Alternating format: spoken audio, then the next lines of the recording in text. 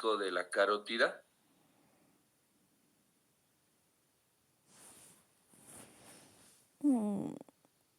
Sí, doctor. Hola.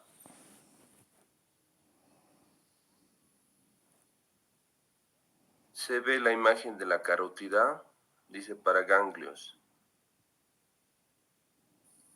No, doctor, estamos en la diapositiva 2. Ahora, Ahora sí, doctor. qué raro. Ya, entonces, antes de entender este concepto del cuerpo carotídeo, debemos entender qué son los paraganglios. Los paraganglios son estructuras normales, que lo tiene todo mundo. Son como un pequeño granito de arroz que se localizan acá, exactamente en la bifurcación de la carótida. Esta es la carótida primitiva, la carótida externa y la carótida interna. La carótida externa va a dar sus diferentes ramas, tiroidea superior, el tronco tirolingofacial, hasta desaparecer entre sus múltiples ramas entre el cuello y el rostro. En cambio, la carótida interna va a progresar hacia la base del cráneo, se va a introducir en el cráneo y va a dar irrigación a la mitad del cerebro. En medio de esta bifurcación se encuentra esta cosita, que es el cuerpo carotídeo. Y como el concepto lo dice, es un quimio-baroreceptor.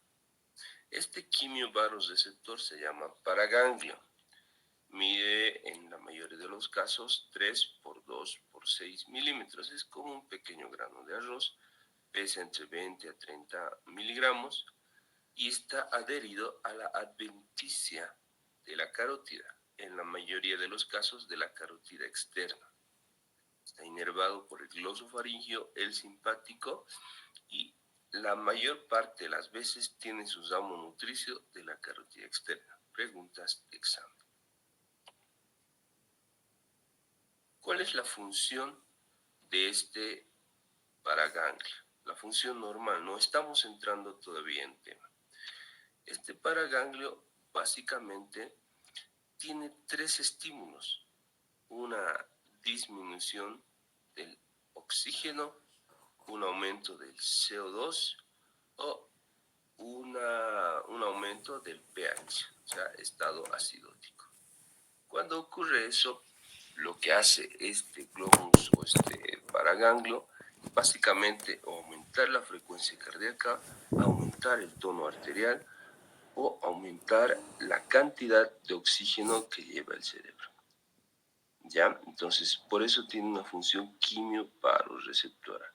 Cuando baja la presión, pues genera estímulos a través del simpático para hacer que el cerebro ordene al sistema cardiovascular, generar una mejor presión para que el cerebro no se quede o se quede con una buena presión. Si el paciente está entrando en una acidosis metabólica, el cuerpo carotídeo o el paraganglio pues va a generar estímulos a partir del parasimpático para que se genere una mayor concentración de oxígeno a nivel cerebral. O sea, básicamente esa es su función.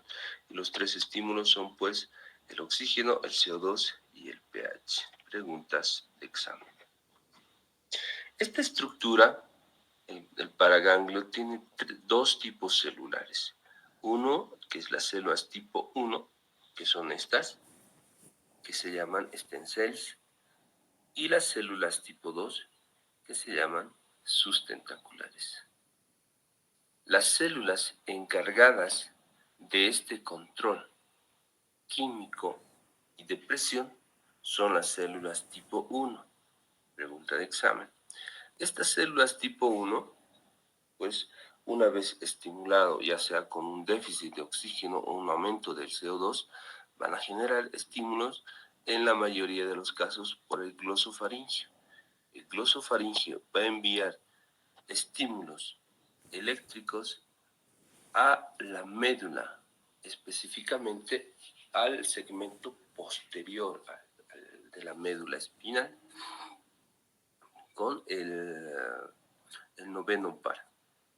Una vez generado el estímulo como respuesta neurológica, a partir del décimo par se van a generar las ondas de respuesta. Estas ondas de respuesta van a ser, por un lado, si el paciente está con hipotensión, directamente sobre el nodo sinusal, generando aumento de la frecuencia cardíaca, vasoconstricción y por ende un aumento de la presión. ¿Se dan cuenta? Entonces, esa es la principal función de las células tipo 2, o las células tipo 1, perdón, que son estas, redonditas. En cambio, las células tipo 2 son un poco asimétricas, estrelladas, pero que tienen un gran núcleo, al igual que las células tipo 1. Y estas células, pues básicamente, como su nombre lo indica, son células sustentaculares que dan sostén a la estructura. Básicamente le dan la forma al cuerpo carotídeo.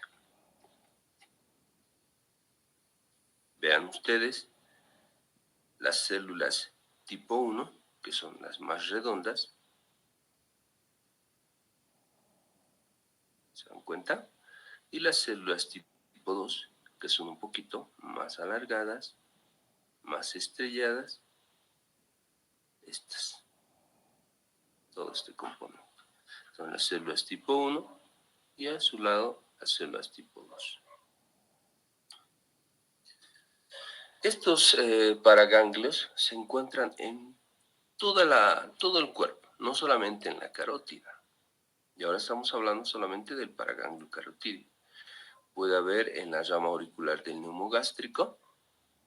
Cuando se presenta a este nivel lo denominamos glomus timpánico. Puede haber a nivel del nervio vago, glomus yugular, o a nivel del callado aórtico, cuerpo aórtico. Y a lo que a nosotros nos interesa es la localización a nivel de la bifurcación carotídea, que se llama glomus carotídeo o cuerpo carotídeo. Entonces, y pues en la mayoría de las veces, el que tiene mayor prevalencia para el aumento del del cuerpo carotídeo es justamente su localización carotídea. Vean, ahí están las diferentes presentaciones o ubicaciones de los paraganglios. Paraganglio timpánico, paraganglio yugular, aórtico, en fin. Están en todo el trayecto cardiovascular. La primera descripción sobre el paraganglio, o perdón dicho, por el tumor de cuerpo carotídeo. Entonces, a ver, volvamos al concepto. Ya entendemos lo que es un paraganglio.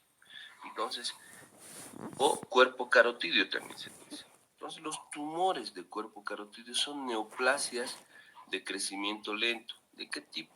De las células tipo 1, originadas en los quimiobarorreceptores.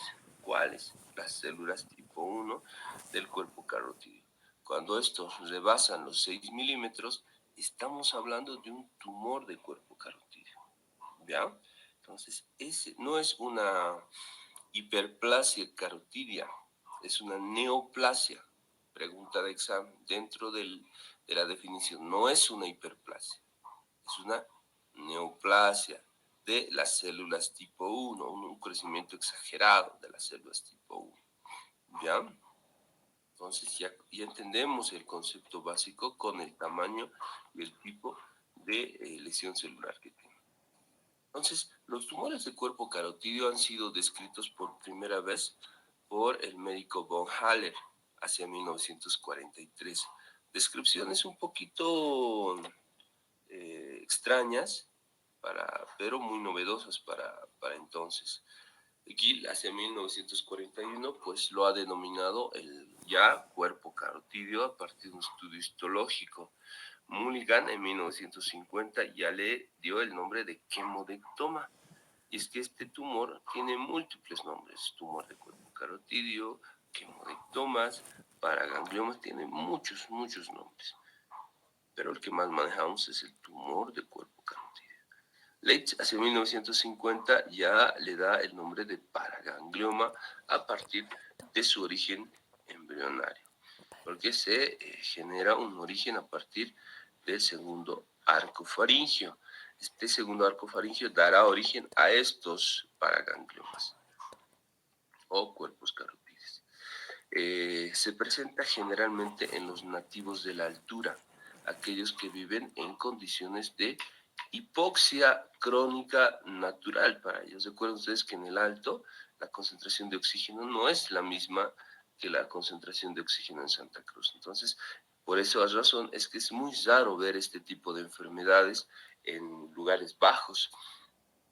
Y es que a nivel Latinoamérica, los países que más tienen este tipo de enfermedades son Bolivia, Ecuador, Perú y México.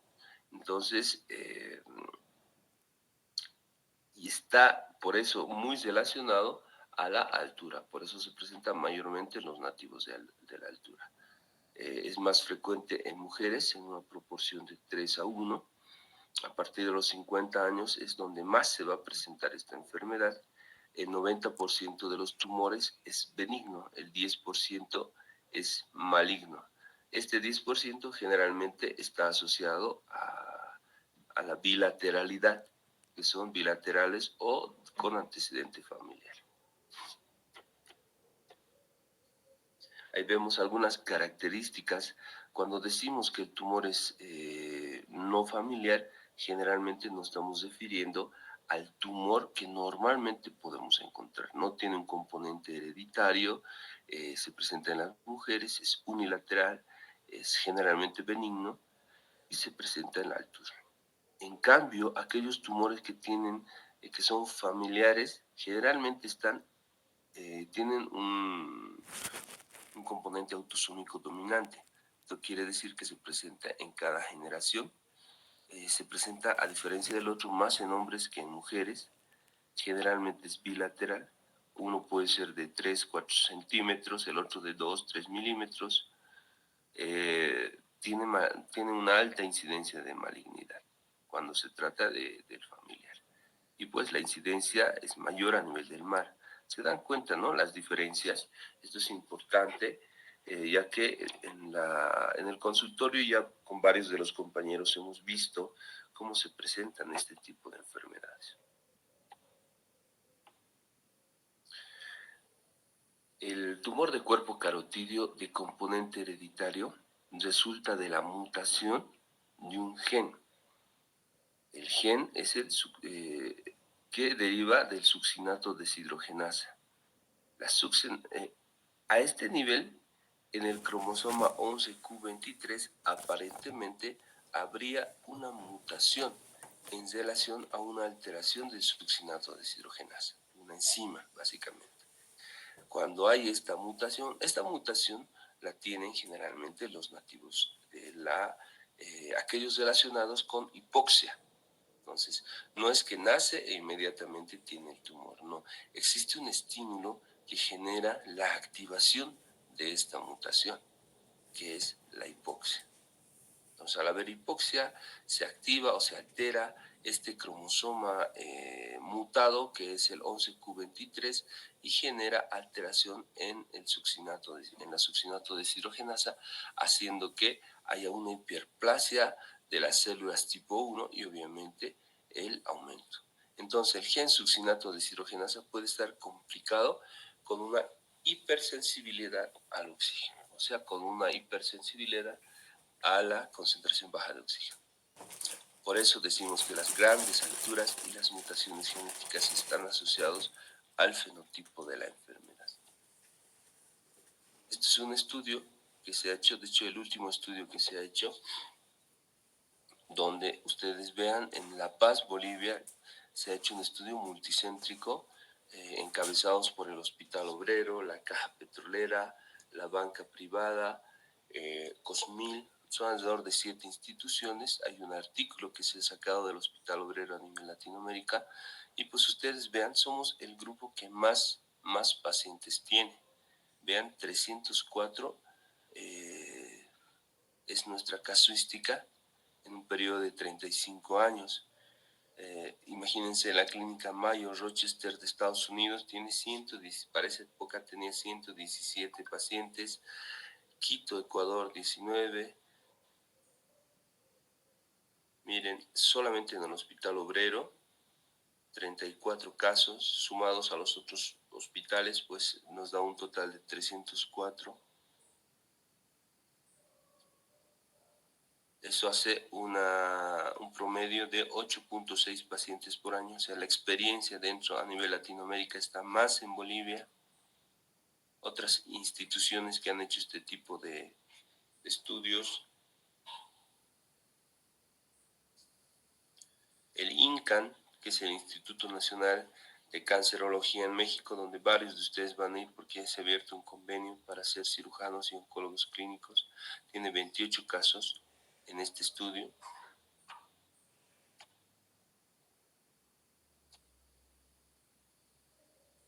Y hay ya hospitales europeos y americanos, en Austria, donde miren la cantidad de tumores localizados por instituciones muy baja, haciendo que en Bolivia sea un centro de referencia incluso latinoamericano para algunas de estas enfermedades más complejas. ¿Se dan cuenta? Es una enfermedad netamente de la altura y por lo tanto pues hay que saber aprovechar esto para poder entender mejor la evolución y el tratamiento. Dentro de la clasificación, esta es una de las más antiguas, que es la clasificación de Chamblin. La clasificación de Chamblin es la que más utilizamos, bueno, la que ahora ya se está un poco dejando de lado, por lo menos en el Hospital Obrero, para hacer la clasificación de los Andes. Tipo 1, cuando se encuentran, son tumores bien localizados, están exactamente en la bifurcación de la carótida, no comprometen la carótida externa, ni la carótida interna, ni la carótida común. El tumor de Chamblin tipo 2 también es un tumor localizado, sin embargo, va a separar más las carótidas interna y externa, va a circundar en 180 grados la carótida interna y la carótida externa, y el Chamblin tipo 3, que va a tomar parte de la carótida común, va a tomar en 360 grados a la carótida externa y a la carótida interna, haciendo que pues, el Chamblin tipo 3 sea muy difícil de operar y el Chamblin 1 sea relativamente fácil de operar. La clasificación te sirve para tomar una decisión y para ver, por ejemplo, si yo tengo un tumor de cuerpo carotido de Chamblin tipo 3, sé que va a haber un problema con la separación de la arteria, por lo tanto necesito prepararme para esto y tener por lo menos una prótesis vascular. Probablemente tenga que cortar la carótida externa acá y que se vaya junto con el tumor. Si eso ocurriese, entonces yo tengo que colocar acá una prótesis reemplazando el segmento de carótida que se vaya a perder. Ahí la importancia de la clasificación del tumor de cuerpo carotido. Otra de las clasificaciones, esta es la primera que hicimos, es la clasificación de UPEC. La van a entender más como la clasificación de los Andes complementaria, que es una clasificación que la manejamos en el Hospital Obrero.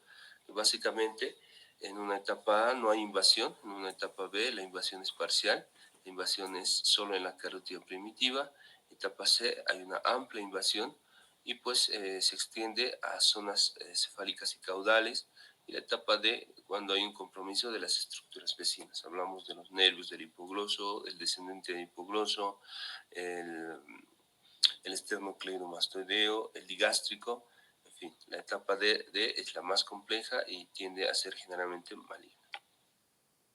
Hay una Chamblin modificada, a diferencia de la Chamblin que habíamos hablado, donde ya en este tipo no se habla solamente del compromiso de las carótidas, sino el compromiso y la factibilidad de su resección. Otro tipo de clasificación que nosotros manejamos muy rara vez, ya que tenemos dos clasificaciones previas las cuales utilizamos, es la de Sanaret. Esta clasificación la clasifica en 3 estadios. 1, cuando es fácilmente resecable; 2 intermedia, una resección intermedia o medianamente complicada, y la 3 pues bastante compleja, se asemeja mucho a la Chamblin 2. La de Sanaret ya te da una proyección sobre el procedimiento quirúrgico que vayamos a hacer. La clasificación de Hallen, una de las clasificaciones más antiguas, pues es muy similar a la es como una mezcla de la Chamblin y la de Sanaret, donde te da 3 zonas.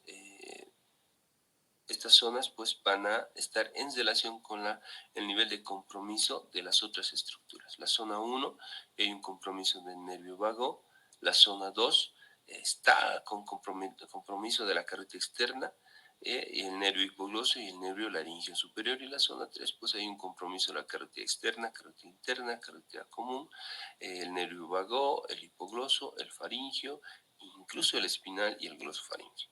Entonces, ya es un componente, la clasificación de Halle tiene un componente de complicación. El diagnóstico es bastante sencillo, generalmente a la consulta ya vienen con un diagnóstico. Sin embargo, cuando se nos presenta el paciente, pues generalmente vemos una masa submandibular, generalmente a nivel del ángulo mandibular derecho o izquierdo, según la localización, hay una masa pulsátil. La masa está concordante con los latidos del corazón.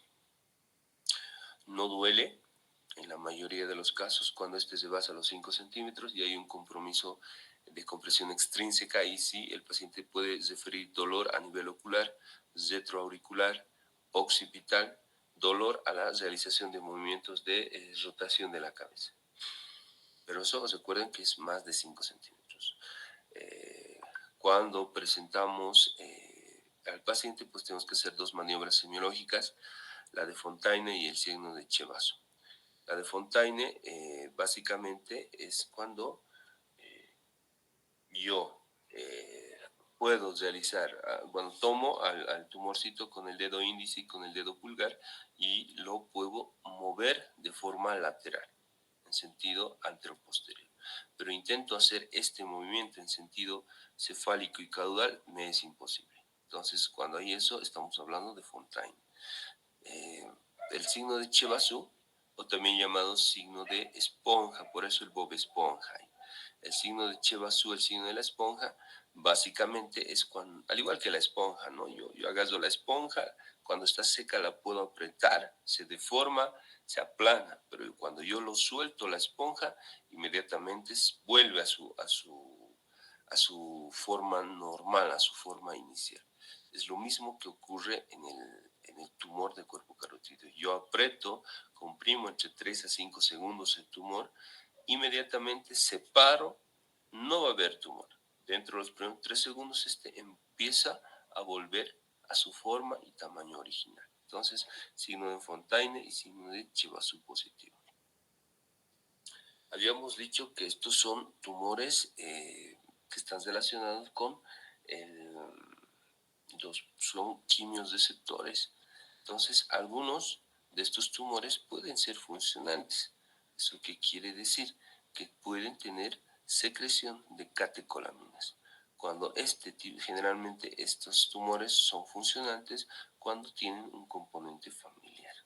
De ahí que estos pacientes, si tienen un tumor familiar, pueden estar asociados a estados de hipertensión crónica, palpitaciones precordiales y cerebrales, cefalea, palidez, diaforesis, pérdida de peso e hiperglicemia.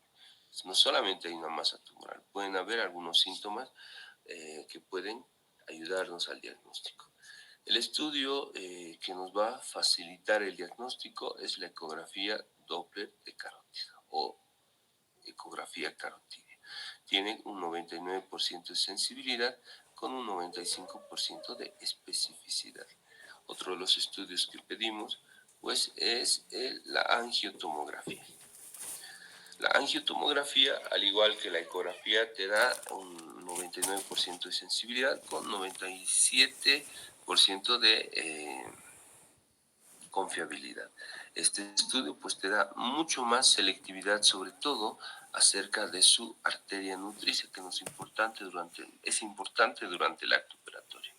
La angioresonancia es otro de los estudios que pedimos básicamente para ver si el tumor es funcionante o no es funcionante. ¿Ya? La angiografía radioisotópica básicamente nos sirve para definir el tamaño, la anatomía, la funcionalidad y la dependencia del tumor del cuerpo carotídeo.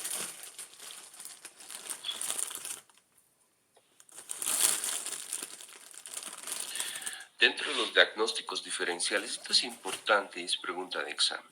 Los diagnósticos diferenciales son importantísimos debido a que estos te dan, te pueden hacer confundir. El hecho de tener una masa en el cuello se puede presentar en muchas cosas, como un bocio aberrante, metástasis cervical de un carcinoma periférico, un neurofibroma, quiste braquial, tumor de la parótida, un aneurisma de la carótida que también es pulsátil, la tuberculosis ganglionar, el tumor de cuerpo yugular, tumor de laringio superior o linfomas o fibrolipomas.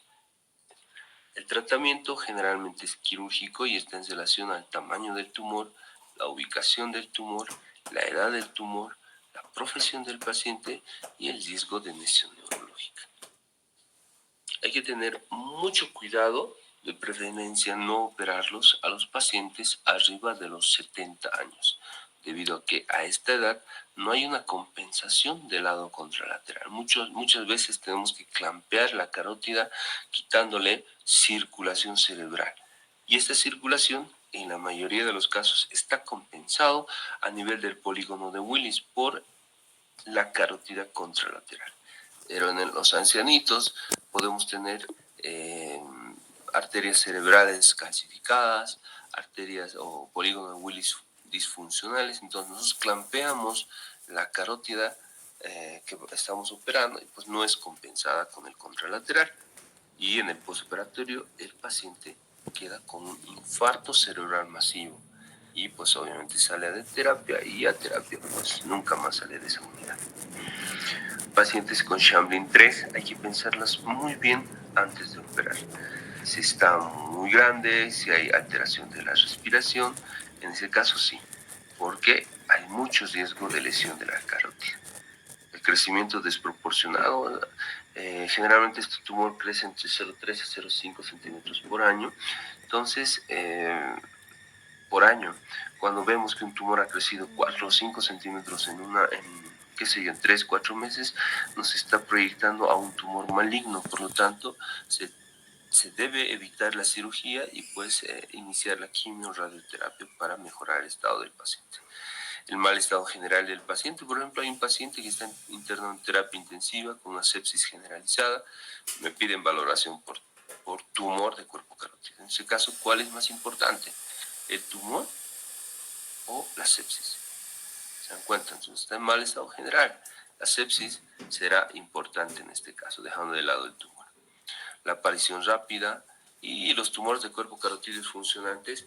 Esto es importante. Cuando es un tumor de cuerpo carotídeo funcional, ya habíamos hablado, puede tener alguna alteración genérica, general, por aumento de la frecuencia cardíaca, por hipertensión.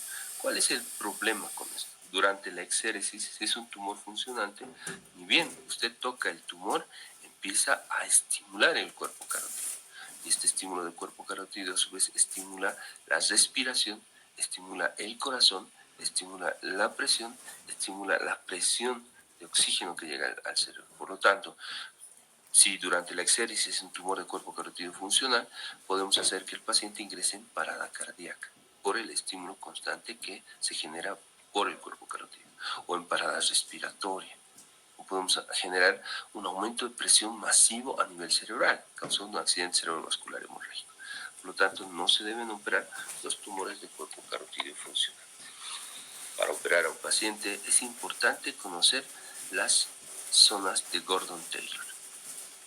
La zona A, pues básicamente es una zona donde no se tiene mucho problema en el momento de operar. Estas son las zonas. La zona 1, por ejemplo, es la zona donde tenemos no tanto cuidado porque no hay unas estructuras que pues nos permitan lesionar gravemente al paciente. la zona tipo 2, donde ya hay presencia de la carótida externa, la presencia del hipogloso y el nervio laringio superior. Hay que tener mucho cuidado en la zona 2. Y la zona 3 de Gordon es donde más cuidado debemos tener, debido a acá se encuentran varias estructuras neurológicas, vasculares, incluso a este nivel es donde se encuentra el tumor. Una vez que sabemos las zonas de riesgo de Gordon-Taylor, hay que proceder a la cirugía de Taylor o de Gordon-Taylor. Básicamente, hacemos una incisión en el cuello, localizamos el tumor, lo vamos separando. Lo primero que debemos localizar es el hipogloso. Cuando entren a quirófano vamos a ver este nervio hipogloso. Lo separamos, divulsionamos, y lo riesgoso de esta cirugía es como este tumor se ha generado en la adventicia, pues tenemos que llegar hasta la tercera capa de la arteria. Y aquí es donde tenemos mucho cuidado, porque se presentan muchas complicaciones de perforación, trombosis y lesión de la carótida, de cualquiera de las carótidas. Poco a poco vamos sacando y lo retiramos totalmente. Entonces, aquí está el procedimiento. Algunas veces podemos hacer cortes transversales. Yo prefiero hacer un corte en esa itálica. Ahí vemos la incisión que se ha hecho desde la primera cirugía que yo realicé como especialista. Vemos, este es el hipogloso, la carótida externa, la carótida interna, y en medio está el tumor de cuerpo carotídeo. Ahí está, en la porción de arriba, el hipogloso, carótida externa, carótida interna, y aquí adentro está el tumor. Este es un Shamblin tipo 1. Ya se ha reseccionado el tumor. Vean, este es un tumor de cuerpo carotídeo, y la anatomía, el hipogloso, descendente del hipogloso, carótida interna, carótida externa.